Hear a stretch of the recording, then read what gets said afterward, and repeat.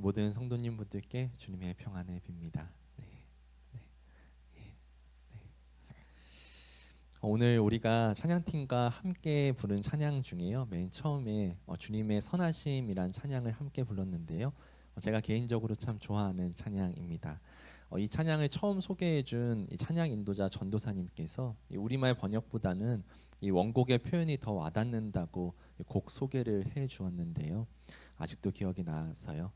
예, 우리말 가사 후렴구는요. 주님의 선하심 날 인도하시네라고 이렇게 부드럽게 번역되어 있지만요. 이 원곡은 Your goodness is running after, it's running after me라고 되어 있습니다. 이렇게 해석하면요, 주님의 선하심이 나를 뒤쫓아오고 있습니다. 이 그분의 선하심이 쉼없이 나를 향해서 달려오고 있습니다. 뭐라는 뜻이죠. 주님의 선하심이 우리를 포기하지 않고 우리를 끝까지 우리 향해서 달려오고 있다, 쫓아오고 있다는 아주 역동적인 고백입니다. 이 찬양 가사는 시편 23편 6절에 근거합니다. 내 평생에 주님의 선하심과 인자하심이 반드시 나를 따르니니 내가 여호와의 집에 영원히 살리로다. 이 따르다는 이 말이 이 말을 주님의 선하심이 나를 쫓아오신다라는 말로 이렇게 표현한 것이죠. 이 시편의 고백처럼 또 이 찬양의 고백처럼 주님의 선하심과 인자하심이 우리 향해 변치 않고 뒤쫓아오고 계시고 우리와 함께하고 계십니다. 우리 평생에 주님의 선하심과 인자하심이 우리가 절망스러울 때에도 우리가 포기하고 싶을 때에도 우리를 쫓아오시고 우리와 함께 하십니다. 2026년이 된 지 이제 11일이나 지났는데요. 그 어떤 새해의 다짐보다 우리를 향해 달려오시는 그분의 선하심과 인자하심을 고백하며 주님과 영원히 함께 살아가기를 소원하는 우리의 한 해가 되기를 간절히 소원합니다. 아멘. 잠시 기도하겠습니다. 주님, 이제 주님의 말씀을 나누고자 합니다. 주님의 참 복음의 진리를 바르게 잘 전할 수 있도록, 잘 들을 수 있도록 성령 하나님께서 이 시간 이 자리 가운데 역사하여 주시옵소서. 예수님의 이름으로 기도드립니다. 아멘.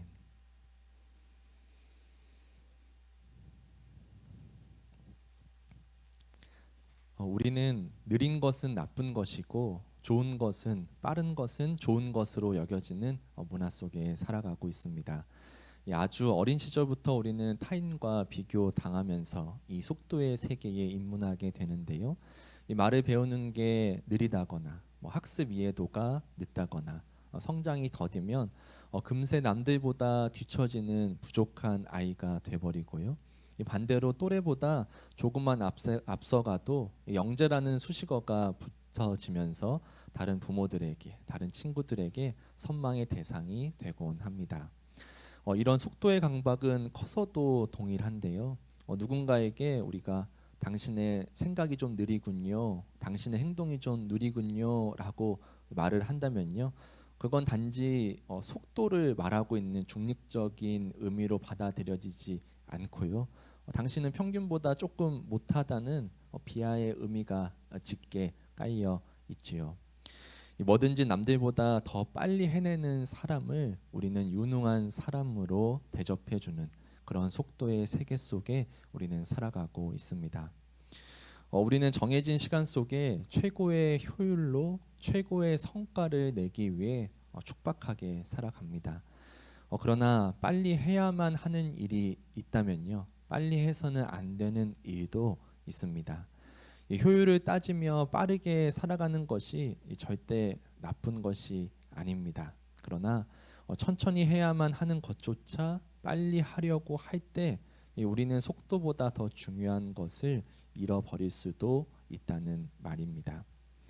이 빨리가 아니라 오히려 천천히 해야만 그 진가가 드러나는 것들이 있죠. 저는 독서가 그 중에 하나라고 생각하는데요. 정보만 얻는 독서라면 분명히 속도가 중요하겠지만요, 정말 이 책의 맥락을 파악하고 이 문장 속에, 이 단어 속에 담겨져 있는 저자의 의도, 함축적인 그런 응축적인 의미를 조금 더 느끼고 더 깨닫고자 한다면 이 빨리보다는 천천히 음미하면서 이해하면서 읽어야 하죠. 물론 읽다 보면 더 빠르게 더 이해도 되고 이렇게 쉽게 읽혀질 때도 있지만요. 이 빨리 읽고 이해하는 것을 목표로 삼으면 안 된다는 말입니다. 우리가 배가 너무 고파서 밥을 먹을 때는 빨리 식사를 하고 싶다는 생각을 하지만요. 이 고급 레스토랑에 가서 이 유명한 셰프의 코스 요리를 먹는다고 생각해 보면 우리는 빨리 먹을 생각을 하지 않잖아요. 그 셰프가 요리한 그 음식의 맛과 풍미를 온전히 어떻게 하면 잘 누릴 수 있을까라는 생각으로 식사하듯이 말입니다. 그렇다면 교회는 어떨까요? 만약 교회를 회사 같은 곳으로 생각한다면요, 가장 합리적인 목표는 숫자와 규모를 빠르게 키워서 안정적인 시스템을 구축하고 경영하는 일일 것입니다. 물론 교회에도 그런 장기적인 안목과 역량은 필요합니다. 하지만 이 속도와 규모를 절대적인 목표로 삼는 순간 그 목표를 제외한 모든 존재는 수단으로 전락하고 맙니다. 이 수단은요, 이 목표를 이루는 데 도움이 되지 않거나 효율이 떨어진다고 판단되면 언제든 교체되고 대체되며 소모된 뒤에 버려지기 마련입니다. 만약 교회가 이 속도를 우선시하는 오늘의 가치를 답습한다면요, 한 성도는 천하보다 귀한 영혼이 아니라 교회의 목표를 이루기 위한 소모품이 돼버리고 말죠. 이 오늘 본문은 우리에게 예수님의 속도를 알려주고 있습니다. 겉으로는 느리게 보일지라도 세상의 모든 속도를 추월하시는 이 사랑의 속도로 우리와 동행하시는 그 주님을 함께 나눠보고자 합니다. 부활하신 예수님께서 엠마오로 향하는 두 제자에게 찾아오셨습니다. 우리가 흔히 떠올리는 예수님의 12제자에 속한 제자는 아닌 제자들입니다. 당시 예수님 곁에는 이 핵심적인 12명의 제자뿐만이 아니고요, 한 70명의 제자도 있었고요, 또 성서가 그 이름을 다 언급하지는 않더라도 그분을 따르며 그분께 헌신했던 이 수많은 무명의 제자들이 있었습니다. 그 중에서는 여성들의 이름도 또 제자들도 있었다고 짧게지만 기록하고 있고요. 이 엠마오로 향하던 두 제자도 바로 그런 제자들이었습니다. 두 제자는 예루살렘을 떠나 예루살렘을 등지고 엠마오라는 마을을 향해 걷고 있었습니다.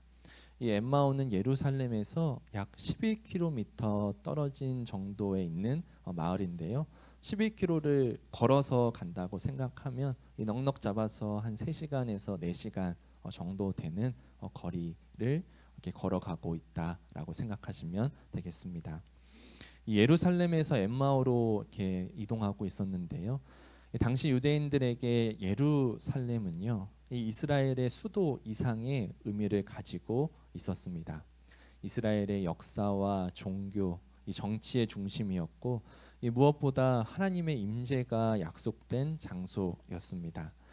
그래서 예수님께서 이 지방 변두리에서 이렇게 사역을 하시다가 예루살렘 성에 입성했을 때만 해도요, 이 사람들의 기대는 최고조에 달했습니다. 예루살렘 성에 입성한다고 이렇게 표현하는데요, 실제로 예루살렘은 큰 성벽으로 이렇게 둘러싸여 있었어요. 그래서 예루살렘 마을 지역이라는 표현보다도 예루살렘 성에 입성했다라고 그렇게 말합니다. 그렇게 예수님께서 예루살렘 성에 입성하실 때 예수님을 따르던 많은 유대인들이 이렇게 생각했습니다. 드디어 그 구약에서 약속하신 그 왕 되신 우리 주님께서 정말 우리의 왕이 되셔서 우리를 로마 제국의 압제에서 해방시켜 주시겠구나, 우리를 구원해 주시겠구나, 다윗의 나라보다 더 위대한 우리 민족을 다시 건국해 새롭게 하실 것이구나, 그런 염원이 바로 예수님께서 예루살렘에 입성하실 때 그런 염원이 가득했습니다. 그러나 그런 기대와는 다르게 예루살렘은 예수님께서는 그 예루살렘에서 오히려 무력하게 십자가에서 죽임을 당하셨지요. 제자들은 뿔뿔이 흩어졌고 사람들의 소망도 모두 무너져 버렸습니다. 이 주님을 향한 기대와 염원이 가득했던 예루살렘으로부터 점점 더 멀어져 가는 두 제자의 모습. 그 모습은 마치 주님을 믿고 따랐지만 현실의 고난과 절망 속에서 결국 주님을 등지고 떠나가는 이들의 뒷모습처럼 보이기도 합니다. 그런데 그렇게 주님과 멀어져 가는 길 위에서 죽음을 이기시고 부활하신 예수님께서 두 제자 곁에 나타나셨습니다. 주님은 그들의 곁으로 다가와 그들의 보폭을 맞추며 함께 걷기 시작합니다. 제자들은 주님의 죽음과 부활에 대한 소문을 두고 토론을 벌이고 있었지만요. 이 정작 바로 이 곁에 함께 걷고 계신 분이 주님이라는 사실을 알아차리지 못합니다. 주님은 묵묵히 그들의 곁에서 그들과 보폭을 맞추며 걸으시다가 살며시 질문을 건네십니다. 길을 가면서 무슨 이야기를 나누고 계십니까?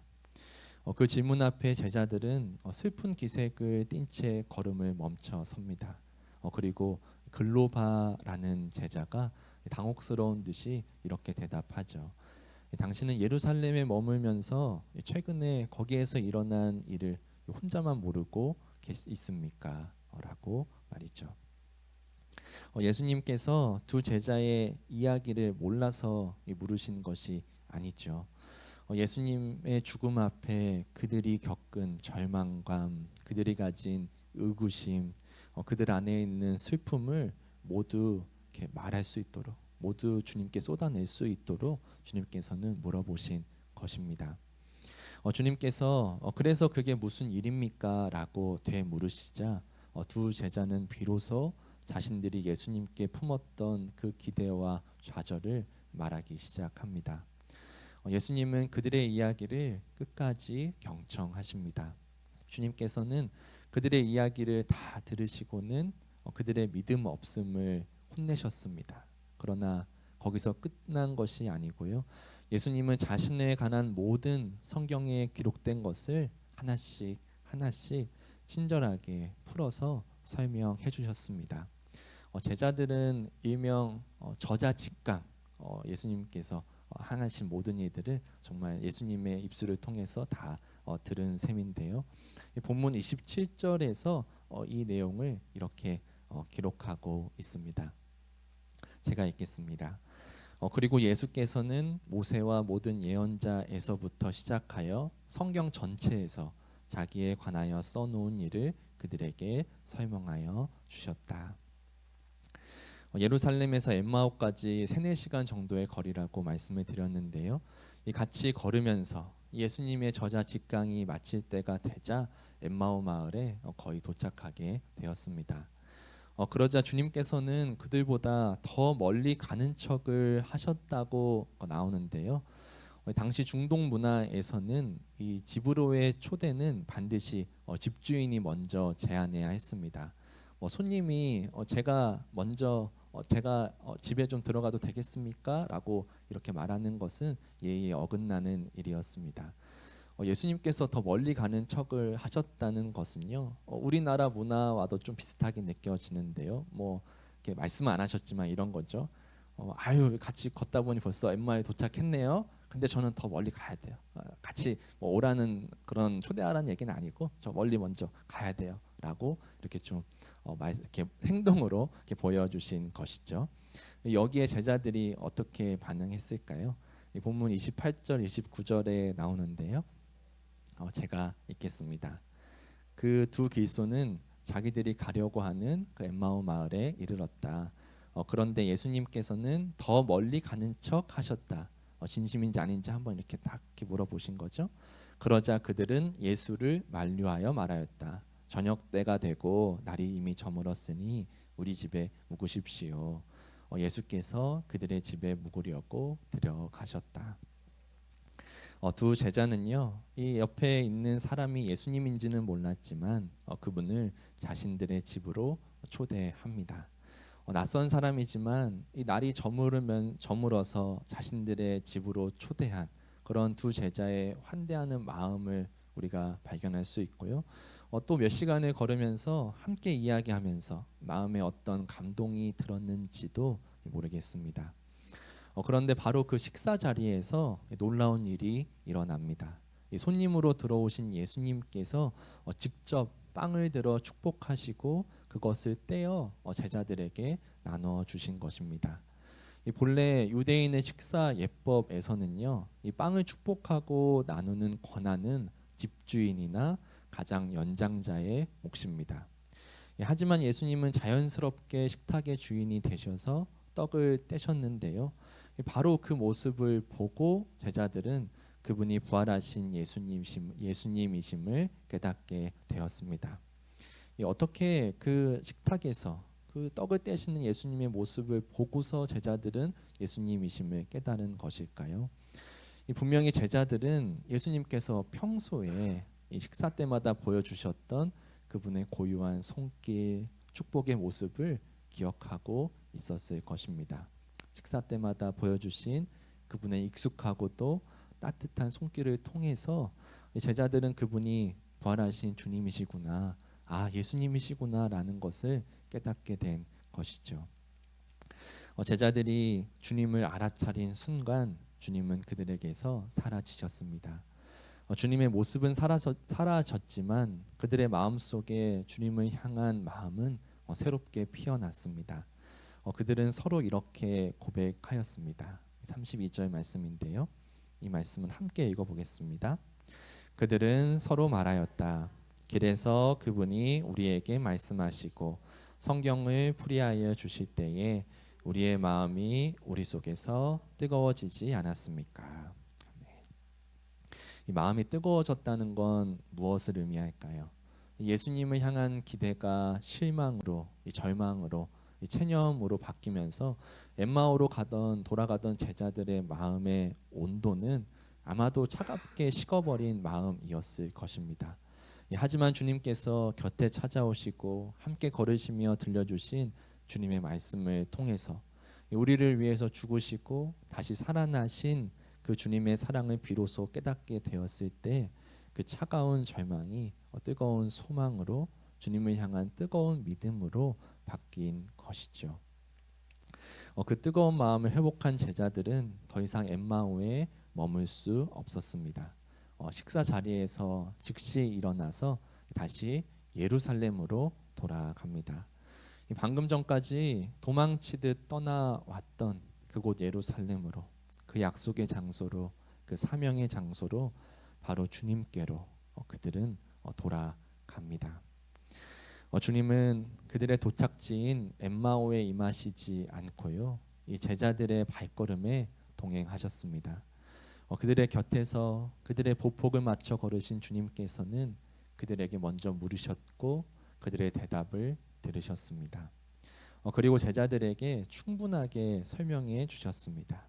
그리고 나서 함께 식사하는 자리에서 그들은 비로소 주님을 깨닫게 됩니다.